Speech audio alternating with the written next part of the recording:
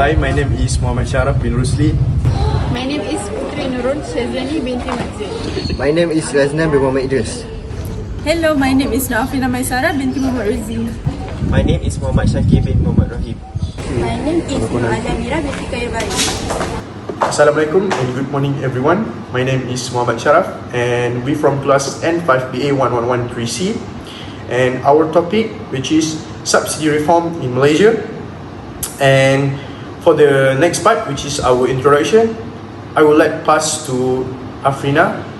Malaysia is moving from blanket subsidies to targeted subsidies starting in 2024. This means instead of giving subsidies to everyone, the government will focus on helping those who really need it, especially lower income groups. Prime Minister Datuk Seri Anwar Ibrahim said that this change is part of a bigger plan to fix the country's finances and make things fairer. But it's not easy. The government has to figure out who qualifies, prevent misuse, handle public reaction, and control rising prices. It sounds good in theory, but making it work will take careful planning and strong support from the people. So this is the introduction based on this article. So I will pass to Alia Mara to explain about her part, which is focus, factor and also solution. For the content one is the Malaysia subsidy. I will explain the first factor. The Malaysia government will start a new petrol system in late 2025. Round 95 petrol will have two price, one for the rich and one for neither. The rich 50% will pay the full market price. Everyone else will still get the cheaper subsidy price. Can help the country save about RM8 billion every year. Thank you Alia. Now I will explain about a major factor driving Malaysia's subsidiary and tax reform. It's an unsustainable fiscal burden caused by universal subsidy and low tax revenue. The government spent around 18 billion ringgit annually on subsidy, with a significant portion allocated to gasolines. However, tax income is less than 30% of GDP, making it difficult to maintain this broad subsidy while managing national debt and limited revenue. Next, I will pass to Putri. Thank you, Shakir. For the next point is, targeted subsidies can strengthen nation's finance. So, Malaysia's current blanket subsidy system puts a heavy strain on government spending. Economists say this broad full subsidies mostly benefits the wealthy, not the poor. This leads to wastage and inefficient use of national resources. So for the next point, I will pass to Raznan. So for the next factor is the fuel subsidy system is too expensive but not effective. So the fuel subsidy system is very costly but not very effective. Even after removing subsidy for the rich, the government only saved around RM5 billion, which is a small amount compared to the country GDP.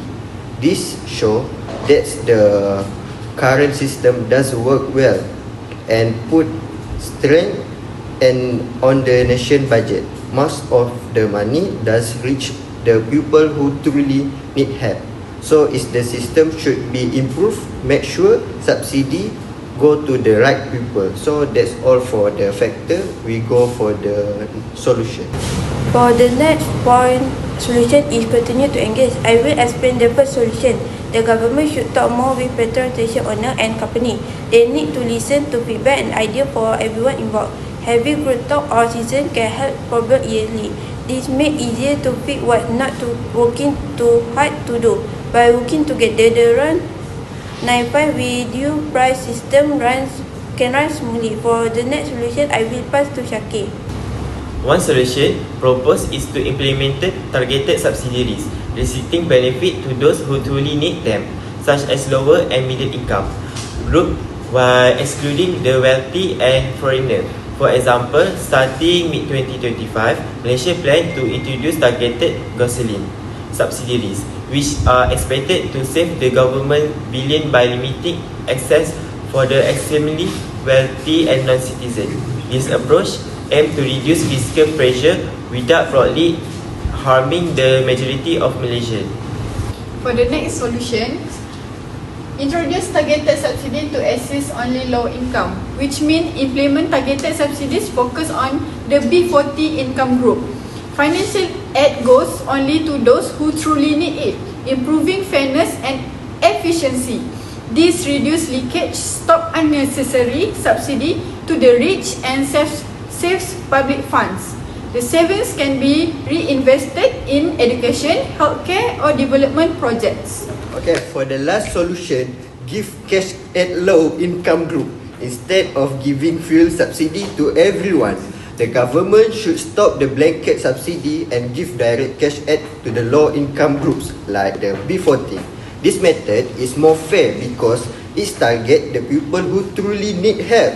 It's also easier to manage and ensure the government money is not wasted on those who can afford to pay more. By focusing on the direct aid, the support goes straight to the families who need it most. So that's all for the solution. Next, we go to the conclusion by Sharaf. Alright, and the last part is conclusion. In conclusion, subsidies and tax reforms in Malaysia are crucial steps towards achieving more sustainable and inclusive economic system. While subsidy rationalization help reduce fiscal burdens and encourage efficient resource allocation, tax reforms aim to improve the government revenue and ensure fairness in wealth distribution. However, these reforms must be implemented gradually and with careful consideration of their impact on vulnerable groups.